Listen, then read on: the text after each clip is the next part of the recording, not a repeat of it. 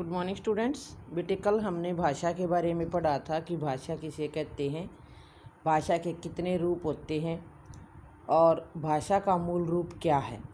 तो मैंने आपको बताया था कि भाषा का मूल रूप मौखिक भाषा है और भाषा का स्थायी रूप जो है वो लिखित भाषा है। फिर हमने आगे पढ़ा था कि हिंदी भाषा जो है इसकी लिपि का नाम देवनागरी है। देवनागरी का विकास ब्राह्मी लिपि से हुआ और देवनागरी जो लिपि है ये एक वैज्ञानिक लिपि है। देवनागरी का सर्वप्रथम प्रयोग गुजरात के राजा जयभट्ट के एक शिलालेख में हुआ है। तो यहाँ तक जो है कल हमने पढ़ा था। फिर आता है बेटे हमने व्याकरण के बारे में भी कल मैंने आपको बताया था कि व्याकरण वह शास्त्र है जिससे किसी भाषा के शुद्ध बोलने, लिखने, पढ़ने और समझने के नियमों का ज्ञान होता है, उसे हम क्या कहते हैं, व्याकरण कहते हैं। और व्याकरण के हमारे बेटे 4 अंग होते हैं। एक होता है वर्ण विचार, शब्द विचार, वाक्य विचार और पद विचार। अब जो है हिंदी को राजभाषा का दर्जा 14 सितंबर 1949 को प्राप्त हुआ। तभी से जो है 14 सितंबर को हिंदी दिवस के रूप में मनाया जाता है। प्रत्येक वर्ष 14 सितंबर जब भी आता है तो उसको हिंदी दिवस के रूप में मनाया जाता है। फिर जिस प्रकार से उत्तर प्रदेश, हिमाचल, हरियाणा, राजस्थान, दिल्ली, अंडमान निकोबार, यहाँ पर जो हिंदी है हमारी वो शिक्षा और शासन की भाषा है। शिक्षा और शासन जो है दोनों ही हिंदी भाषा में किया जाता है।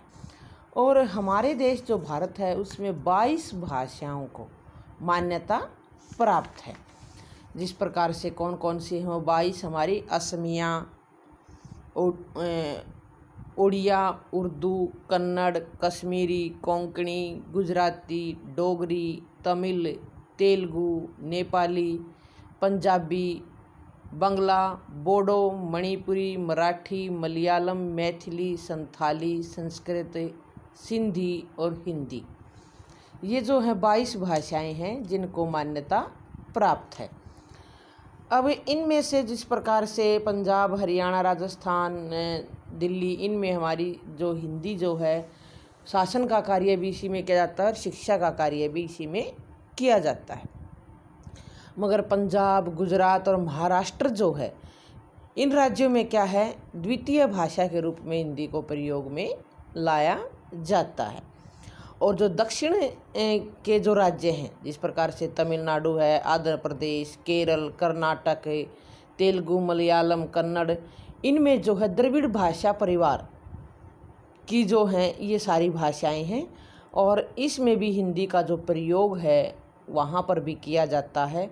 बोली और समझी जो है हिंदी अच्छी प्रकार से वहाँ भी जाती है। हिंदी जो है बेटे भारत ही नहीं अनेक देशों में भी बोली जाती है, विदेशों में भी जो है हिंदी बोली और पढ़ाई जाती है, जिसमें मुख्य रूप से श्रीलंका है, मॉरिशस है, बर्मा है, फिजी, सूरीनाम, दक्षिणी और पूर्वी अफ्रीका इत्यादि जो अनेक देश ऐसे हैं जिनमें हिंदी भाषा बोली और पढ़ाई जाती है। फिर आता है बेटे हिंदी की बोली। हिंदी की जो बोलियां हैं वो अनेक बोलियां हैं। पश्चिम में हरियाणवी, खड़ी बोली, ब्रजभाषा, बुंदेली और राजस्थानी का प्रयोग किया जाता है, जबकि पूर्व में अवधी, छत्तीसगढ़ी, भोजपुरी और मैथिली का प्रयोग किया जाता है। उत्तर में गढ़वाली और दक्षिण में दक्षिणी हिंदी का जो है प्रयोग वहाँ पर किया जाता है। फिर आता है बेटे साहित्य। साहित्य किसे कहते हैं? तो साहित्य जो है ज्ञान के संचित कोश को, साहित्य की परिभाषा पूछे तो ज्ञान के संचित कोश को साहित्य कहते हैं। इसके अंतर्गत युगों से प्राप्त ज्ञान जो है एकत्रित किया जाता है, इकट्ठा किया जाता है और भाषा के विस्तृत ज्ञान को ही हम क्या कहते हैं, साहित्य कहते हैं। और हिंदी जो साहित्य का संसार में एक विशेष स्थान है। 10वीं और 11वीं शताब्दी से लेकर आधुनिक शताब्दी तक जो है साहित्य की सुदृढ़ परंपरा रही है। प्रारंभ में जो है सिद्ध साहित्य, संत साहित्य, सूफी साहित्य, राम और कृष्ण भक्ति काव्य, वीर काव्य ने हिंदी को समृद्ध किया। और आधुनिक काल में जो है सामाजिक राजनीतिक जो है परिवर्तन के फलस्वरूप साहित्य की जो विधाएं हैं भी बदली और उसकी जो है भाषा भी बदल गई। जो आधुनिक काल से पहले बेटे साहित्य जो अधिकांश होता था वो पद्य होता था।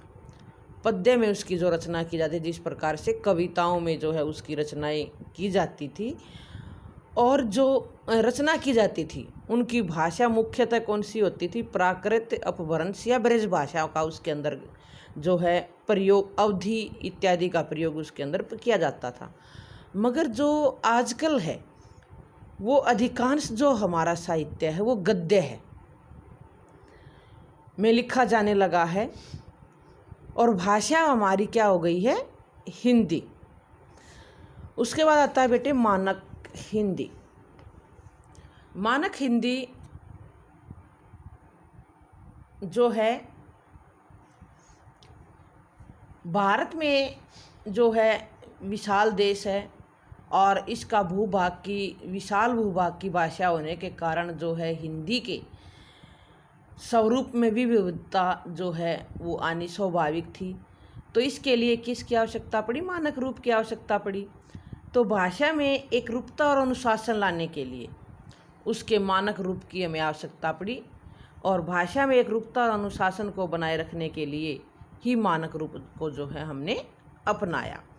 इसके लिए केंद्रीय हिंदी निर्देशालय भारत सरकार ने देवनागरी लिपि के स्वरूप का मानवीकरण किया। फिर आता है हमारा कंप्यूटर और हिंदी।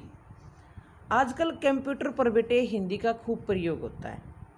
अनेक वेबसाइट है हिंदी की अपनी, इंटरनेट जो है उसका प्रयोग लगातार जो है बढ़ रहा है। तो इसके लिए हिंदी की नेट पत्रकारिता, आप बच्चे इसको नोट करेंगे, यहाँ पर एक क्वेश्चन बन रहा है हमारा, हिंदी की नेट पत्रकारिता कौन सी है? वेब दुनिया से शुरू हुई। तो यहाँ पर आप अपना क्वेश्चन नोट करेंगे कि हिंदी की नेट पत्रकारिता वेब दुनिया से शुरू हुई, और इंदौर की नई दुनिया समूह से शुरू हुआ यह पोर्टल हिंदी का संपूर्ण पोर्टल है। अब यहाँ पर भी जो है क्वेश्चन है आपका कि हिंदी का संपूर्ण पोर्टल कौन सा है? तो हिंदी का संपूर्ण पोर्टल है बेटा हमारा नई दुनिया समूह। ये भी हमारा यहाँ पर क्वेश्चन बन रहा है। या इसके साथ साथ हिंदी की सर्वश्रेष्ठ जो वेबसाइट है हमारी, साइट है जो सर्वश्रेष्ठ, वो क्या है? BBC। ये भी हमारा एक क्वेश्चन है, यहाँ पर भी आप नोट करेंगे। तो हिंदी की जो सर्वश्रेष्ठ साइट है हमारी वो क्या है? BBC। और साहित्यिक पत्रिकाएं भी वेब पर चल रही हैं। अब लोग हिंदी में जो है बेटे ईमेल का प्रयोग करने लगे हैं, और हिंदी आज हमारी कंप्यूटर की जो भाषा वो है बन गई है। तो इस प्रकार से बेटे ये फर्स्ट चैप्टर जो है हमारा यहीं पर समाप्त होता है।